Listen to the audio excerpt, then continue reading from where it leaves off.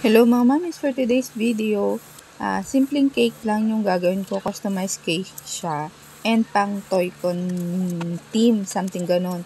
Bali si customer yung maglalagay ng mga topper, basta ito lang yun sa pinaka-dedication, tapos nag-send lang siya ng picture, sabi niya, ganito sana yung kulay ng frosting or pagkaka-frosting.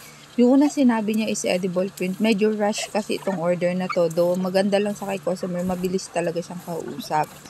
Sabi ko, sige i-airbrush ko na lang yung design niya na paguhit-guhit para ma-achieve nga. So, iniisip ko nga paano ba gagawin tong sa gitna na, kala mo ba yung naka-zoom siya? Parang ganun yung comic design. Mabuti na lang gumana yung brain cells ko. Ganyan yung ginawa ko para magmukha siya na ganyan yun. Diba? Para siya naka-zoom.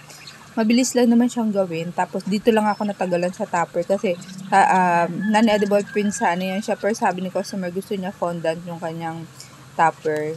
Kaya, sinunod ko naman. Syempre, mas maganda din yung kinalabasan niya. Mas buhay na buhay siya, diba? So, ito na yung kanyang pinaka-final outcome. Yun lang.